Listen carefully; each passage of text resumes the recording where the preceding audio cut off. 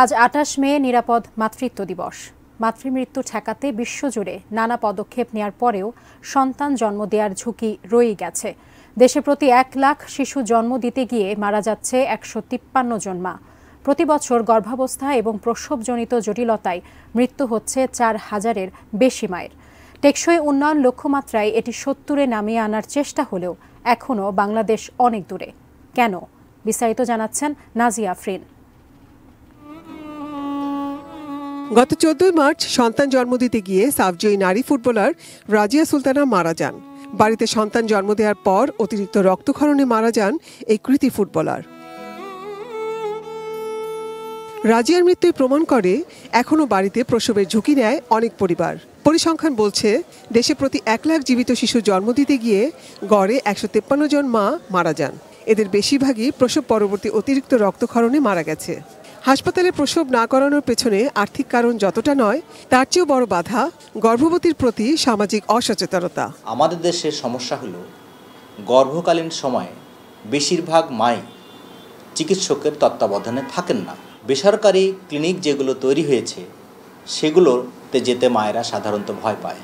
তারা মনে করে তাকে অতিরিক্ত টেস্ট দেওয়া হবে, অপ্রয়োজনীয় ওষুধ লেখা হবে। সে আমাদের এখানে চেক আপ করলো, কিন্তু হাসপাতালে আসলো না, কারণ এখানে অনেক কিছু কাজ করে, সেটা সামাজিক কিছু ফ্যাক্টর থাকে। তারা মনে করে যে হাসপাতালে গেলেই সিজারিয়ান সেকশন হবে। মাতৃমৃত্যুর অন্যতম আরেকটি কারণ দেশে এখনও ১৮ বছরের নিচে গর্ভধারণের সংখ্যা কমেনি। এছাড়াও বেশি বয়সে গর্ভধারণও প্রসবকালীন জটিলতা বাড়িয়ে দেয়। বিশেষজ্ঞরা বলছেন, হাসপাতালে প্রসব হলে যে কোনো জটিলতায় ৮০% ক্ষেত্রে মা সুস্থ হয়ে ওঠেন। বাল্য বিবাহ হলে সেই মা তার চেক আপের জন্যে নিজের সিদ্ধান্ত নিতে পারেন না। সম্পূর্ণ নির্ভর করতে হয় বেশিরভাগ সময় তার পরিবারের উপরে। অন্যদিকে বেশি বয়সেও মায়েরা গর্ভধারণ করছেন, অর্থাৎ ৩০ বয়সে। তখন দেখা যাচ্ছে ওই মায়ের শরীরে আগে থেকে উচ্চ রক্তচাপ আছে, ডায়াবেটিস আছে, কিংবা গর্ভকালীন সময়ে তার ডায়াবেটিস হচ্ছে। গর্ভকালীন সময়ে মাত্র ৪ বার চেক আপের পরামর্শ দেন চিকিৎসকরা, কিন্তু দেশে ভালো মানের গর্ভকালীন সেবা নেওয়ার হার মাত্র ২১%।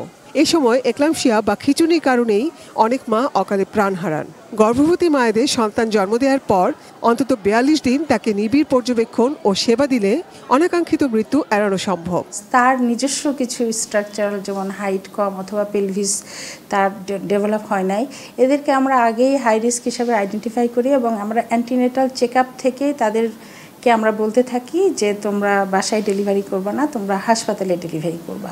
স্কুল কলেজে আমাদের মেয়েদের উপস্থিতির হার কিন্তু অনেক বেশি, কিন্তু এই মেয়েরাই যখন গর্ভধারণ করে তখন মাত্র ৪ বার চেক আপের জন্যে সে আর ঘরের বাইরে যায় না। Nazia Afrin, ATN news, Dhaka.